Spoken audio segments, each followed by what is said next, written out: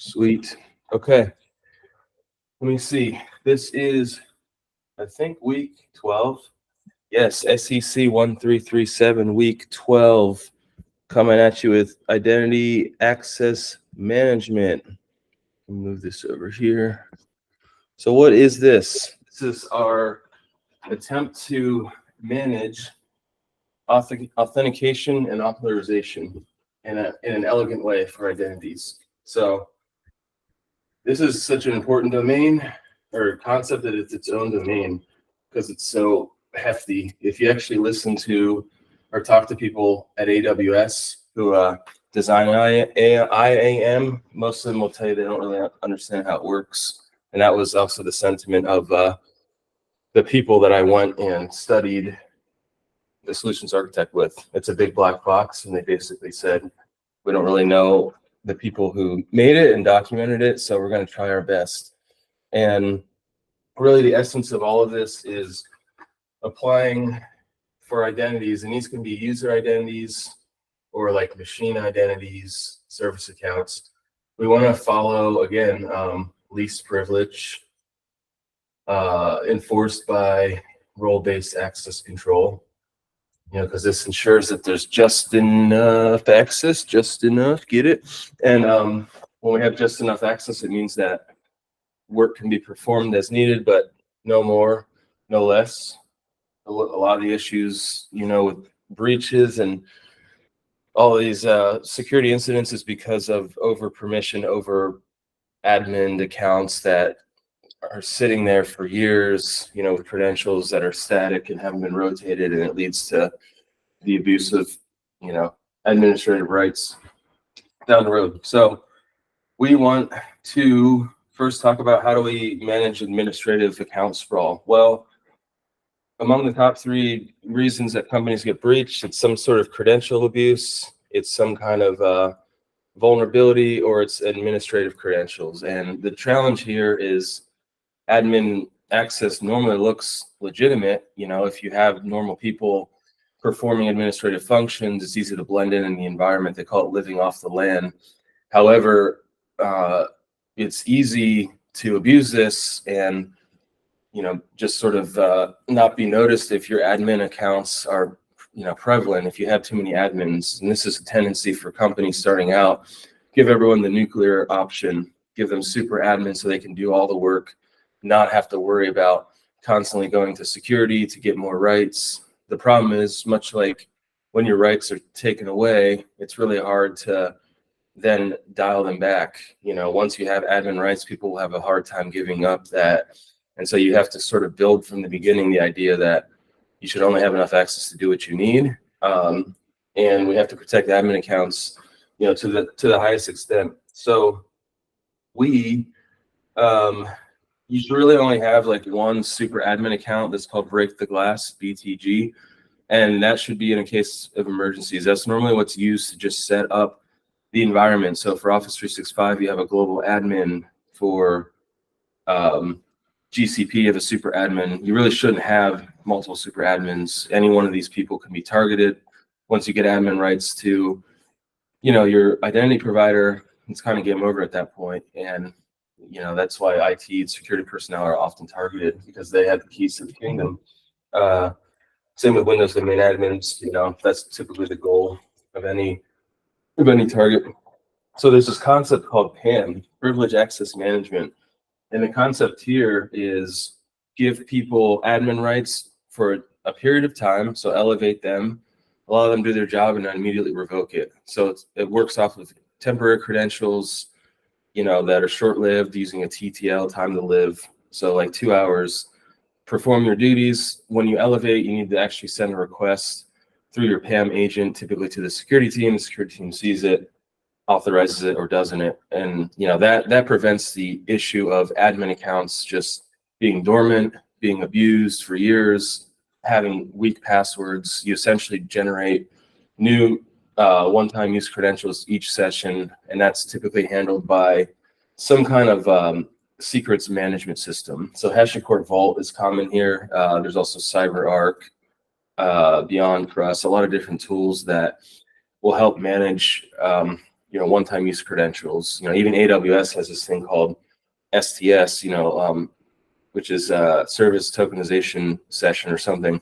And when you hit that with your profile, you just get one-time use credentials rather than having your access key and your secret key used. You should really not use that. You should use IAM profiles. So you have the profile to assume the role to perform the function, and then the credentials are invalidated.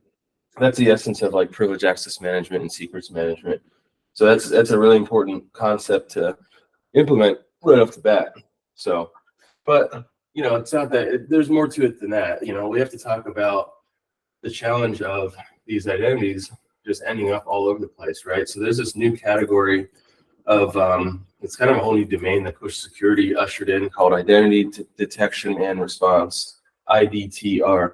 It's a new Gartner Wave thing, and it's built around the understanding that we have shifted from, okay, protect the network, to protect the endpoints, to protect data, to protect the identity, because the identities are everywhere. If you look at Push in your own account, like if you have a Google account and you put the browser extension, there's hundreds of apps that you use your account to log into. So through Google, it's called a social login. Think about all the services that say sign up through Google, sign up through iCloud, sign up through Microsoft. You're trusting Google and Apple, obviously, but what you're also having to trust is that the application is protecting your information. So if you're logging into Marketo or HubSpot or MailChimp through your Google account's only as secure as your target app. If that app gets breached and all your data in there gets breached, then that's an issue. And it's hard for us to even manage as a company, and where do we even figure out where these identities are? In the olden days, it was like, well, let's just monitor web traffic on the VPN. But then people left the four walls of business. So let's try to deploy CASB, Cloud Access Security Broker. But the problem there is it only helps with apps that we are controlling and managing, and we're assuming that people are only doing the right thing, and they're just not. They're going to use it. And so Push Security takes a different approach. It's built on this concept called honest security. It puts the impetus back on the user to manage security. So the first thing is just detecting. How do we even detect what apps are using? Like I mentioned, social logins is a key component. Also, a lightweight browser extension. It can sit and passively monitor the URLs you hit. Even like if your credentials are reused, they've added a lot of really cool capabilities around that. If multi-factor is disabled, if you're hitting a phishing site, Push is like become incredibly like robust and powerful, and all you need is like a browser extension that you can push out at the enterprise level through Chrome, or just have people manually install. There's no more effective way to gather like telemetry on your identities where they exist, and then you can set up this thing called chat ops, where the user will get messaged and told, hey, Okta is reusing the same password as Amazon. You should change that. And it'll just keep annoying them, and they can suppress it. But after a while, the user has to kind of confront it and say, okay, I need to deal with this, or I'm going to be annoyed. And so that shift in user accountability has made such a huge difference. It's really like affected change. It sounds like it's not a super novel concept, but it works. Rather than having security come with a sledgehammer and just hammer people in the head, say be secure, doesn't work. You need to put the control back in the user's domain. So Push Security, awesome. Can't say enough about that. Then we have to look also at, we talk about authentication. In an ideal world, we want to be able to control how users authenticate. Now, we provide them what's called single sign-on. That's just the name of a collection of all their applications where they log into what's called an identity provider. An identity provider, for example, is like Okta, OneLogin, Azure AD, where the company manages all your accounts, your groups, your assets, and you log into your identity provider, usually with a password, username, biometric. And once you're logged in there, it then allows you to federate identity. And federate means that identity will then be passed to other apps automatically, so you don't have to re-authenticate. So the most common way to do this is using security assertion markup language, SAML. SAML is a common way to connect authentication IDPs to what are called SPs, service providers. So Okta is your IDP, and you're probably going to log into Google. That's your SP. and then our Office 365, Dropbox, Adobe, any number of things. So that's like the best way. Not all apps support it. And in fact, there's a lot of apps that are on this naughty list called SSO.tax. These are all the apps that charge you for SAML by default when it should be built in. It should be included as a just requisite thing. SAML is pretty common. So they're on the shame list here. And they talk about SSO.tax has like companies like Atlassian where to get SAML with their intro offering, it's like $8 per user per month. That's just unacceptable. There's just all these apps that should support SAML or should provide it for free. So if you can use SAML to connect your IDP to your apps, that's ideal because then that's the most secure way. There's been research against SAML types of attacks and mitigations, but it's generally more secure than just using a crappy username and password. Then there's a second kind of type of if it doesn't support that, then there's this thing called secure web authentication. So like Okta allows you to store a username and password. This is also similar to like what Keeper will do, where you generate a complex random password, you store it, and then when you launch the application, it automatically inputs it in the post form and logs you in. So it's automated still. It's still technically single sign-on, but it's not using SAML. It's not using the language behind the scenes to connect apps securely and federate identity, but it's still useful. It has its place. And then the last way that you can kind of get people authenticated is, well, actually, those are the two ways for authentication. So as you can imagine, given the single sign-on portal, the IDP is a juicy target. And in fact, Okta's been getting hammered for like the past year or so, and Microsoft as well. There was a huge issue where I think like 6 months ago where you could elevate yourself to super admin and take over other tenants. It was like a huge issue with Okta. And so, you're putting all your trust in this IDP, and you have to do things like anything. It's a shared responsibility model. Like wherever your data, your users exist, you have to protect and apply security controls. Similar to AWS, you want to think that AWS and Amazon are protecting you, and they do at a minimum, but you still have to, implement your own security controls. So as far as what we need to do from the IDP level, like limit super admins. Again, follow role-based access control when you're building out your permissions. Have your groups and your teams mapped to particular permissions that are needed for the job. No more, no less. That's really important. And if you do have super admin accounts, require multi-factor, store the credentials in like a shared entry on Keeper, log and alert. If there's use of this account, you should know immediately because it's either legitimate or not. You should make it really hard to use it, and you should have to justify it because typically nobody needs super admin. Even to set it up, you typically don't even need those level of rights. And then you also should enforce strong password complexity, or not complexity, but strength. So NIST pretty much proved that the security of a password isn't determined just by trivial complexity, it's by the length. And so 12 characters or more, and then it's non-deterministic, so it's not guessable. You shouldn't have 3 words like, cat, dog, hamburger, whatever, like, because you can break up each of these words and constituently hash them. It should be a password that, like, I've written out the way to make one: create a sentence, take the first letter of each word, add the year, add a special character. That's what you should be enforcing. But if it's a service account, it should be randomly generated. Make it 64 characters. Doesn't matter, because again, your password manager is gonna store it, and only certain people should have access to that. And you must use multi-factor. Passwords are not enough. If you can use the trifecta, something something you have, something you are, that's the best way to protect your IDP and your accounts.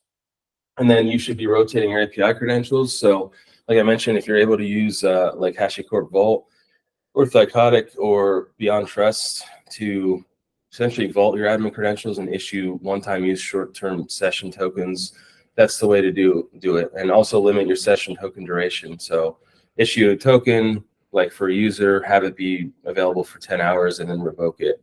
This same logic should be applied to physical security in hotels, which is actually the point that I made to Marriott, is like, if you look at this problem with the maids. The maids are global super nuclear admins, right? Because they have a key card that gets them in every room persistently. And so if you just do this simple control of when they leave, they need to re-authenticate the next time they work. Like basically they badge in and their badge gives them access. You'll mitigate a lot of the issues with persistent access with me staying in rooms, for 6 days and nobody knowing it, or whatever, fill in the blank. And then also like role-based access control is, you can see the concept there. It's like only let the maids get into the rooms that they're supposed to clean. So if it's on a particular floor, only allow their key card to work on that floor. Those two things alone would prevent a lot of these like types of attacks, physical and digital and otherwise. Like I mentioned earlier, you should be logging and alerting on anomalous behavior. So this goes back to employee security and user entity behavior analytics. You should be baselining what is normal. This is what normal looks like. If Johnny Be Good isn't using an admin account and all of a sudden at 2 a.m. he's trying to, that's anomalous. You should alert, you should flag it, send it to your SIM, have your SecOps team analyze it and triage and figure out what the hell's going on. That's really important. And one other sort of control is you can restrict access to the IDP based off the device context. So Okta or Duo can check for updated operating system, app browser, disk encryption, fingerprint, IP address, any number of things to prevent just accessing the IDP or even accessing it from an administrative perspective. That goes a long way to protecting the IDP because it's juice it.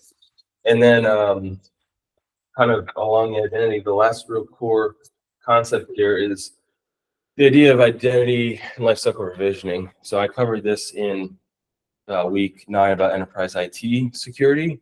So what we need to ensure is with these identities that from our IDP, we're creating them, but then to the target apps, we want to create them in an automated way and using either what's known as system for cross identity management. That's the key.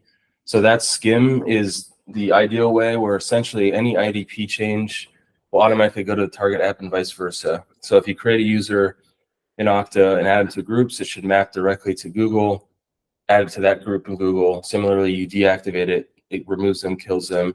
You can make a change in Google, you can sync it back to Okta. You don't necessarily always want to do that. Like for example, if your flow is such that your HR system like Bamboo sends to Okta, you might not want to have changes be able to roll back to Bamboo. You're just gonna have to decide which way you want to skim the flow. But that automates it and ensures that the process is smooth, it's secure. If people leave, their accounts are deactivated. They don't have like access to Peeper or GitHub like months or years after they've left the company, which I've seen many a time. That's just shitty. So SCIM is the way to go. Any good application supports SCIM. If it doesn't, though, there's another thing called just-in-time JIT provisioning. And this is similar, except the IDP will kind of create like an attribute map in the application, but it won't provision the user until they log in. So the moment the user logs into the IDP, then it kind of creates the attributes, distributes them to the target app, and then it provisions it. The challenge here, though, is it's just-in-time provisioning, not really deprovisioning. So once they're in there, you'd have to kind of set up the application to do the inverse. So it's not ideal. It is ideal for provisioning, but for deprovisioning, you still need to like go into the API on the application and make sure that you've deprovisioned. And so if you're really want to tie all this together and make sure you cover castle-wide net, you could use something like Tines. Tines is a security orchestration automation response platform that I'm going to talk about in the SecOps section in week 14.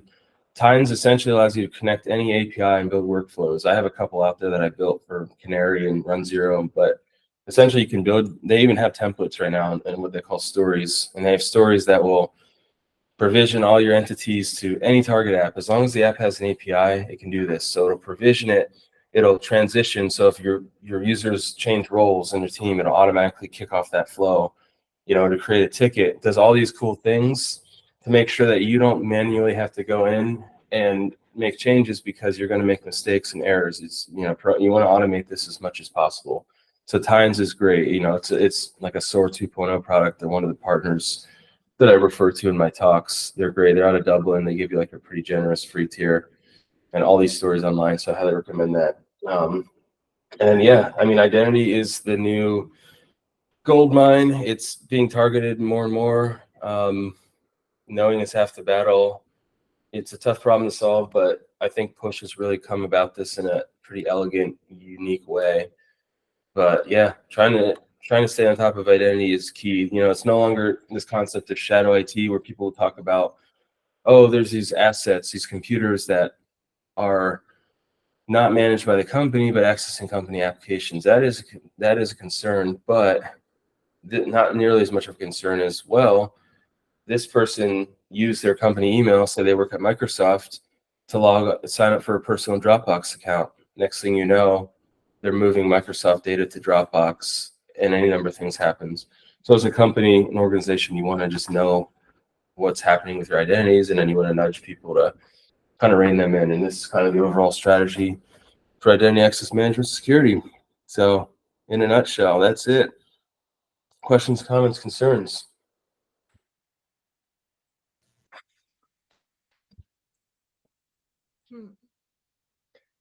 Can you talk more about the SSO tax? Oh, you say SSO.tax? That's a website, or? Yeah, go to sso.tax.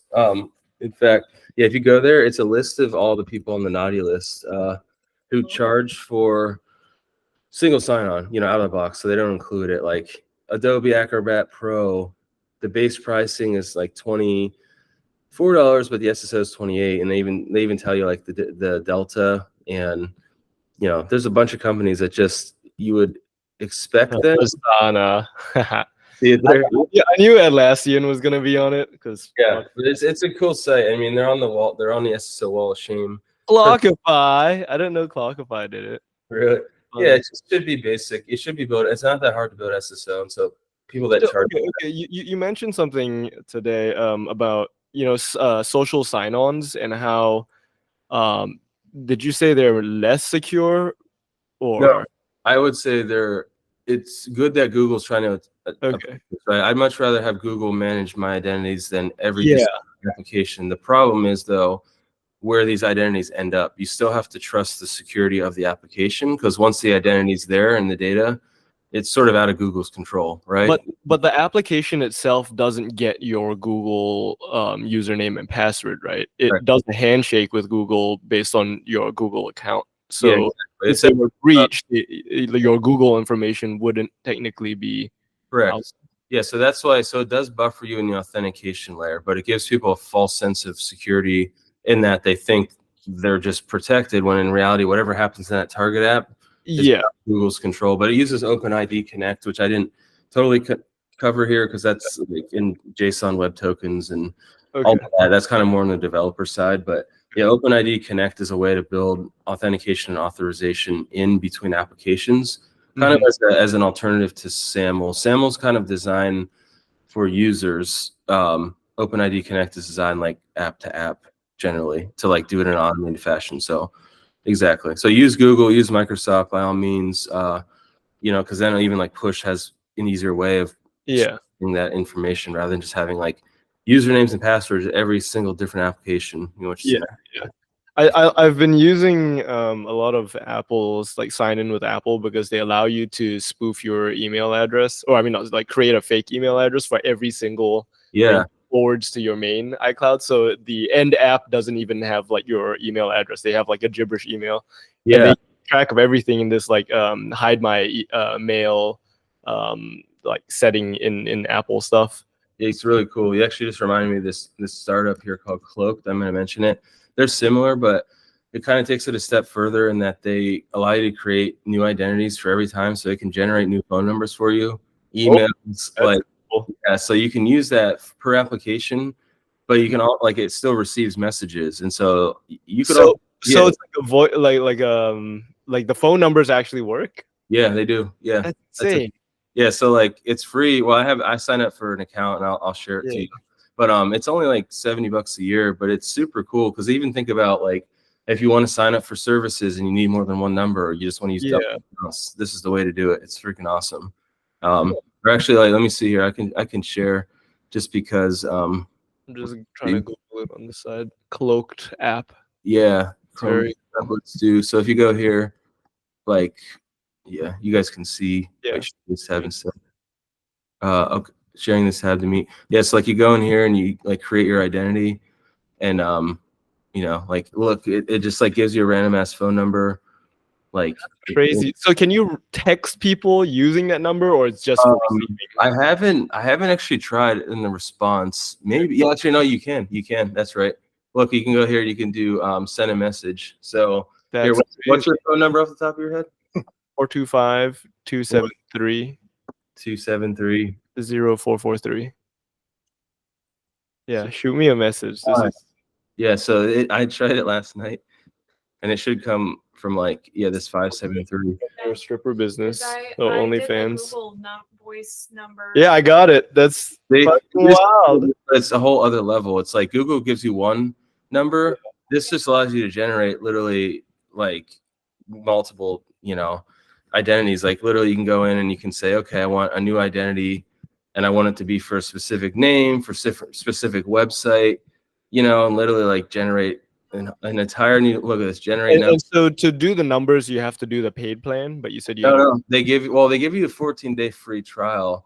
Gotcha. However, I can just share with you my credentials because I was going to make one like for, or I was just going to shift it over to a shared Radzen account. Yeah. Okay. Just change it to IT or whatever. Yeah. Anyway, yeah, like it's super cool. Very cool. Yeah. So anyway, I just found this randomly. I think I heard it on like some podcast, but anyway, yeah, Cloaked is cool. I mean, like, and also, it'll search your data if it's been breached, and it'll even go request to have it deleted from all the data brokers. Nice. Yeah, so it's doing that right now. It even tells you like what the status is because it's like, yeah, it's gone through and it's scraping all the bullshit. Hold on, let me share again. I accidentally forgot that. Chrome tab, data removal. So look at this stuff. It's like you can go in and you can like it goes and it's in the process of removing all your shit. That's sick. Isn't it cool? Yeah, like it's going through so you're just not on there, and then all inboxes. Hi, check it. Yeah, so cool shit, right? That's very cool. Right on. What are you guys doing today? Chilling? Are we still trying to find your ex-husband? So I got a very weird message this morning from one of my ex-husband's gallerists, and he's been working on this project for him. And he just kind of like dropped off the face of the earth like within the past 24 hours and has not responded. So wow. And I'm the only like contact he knows of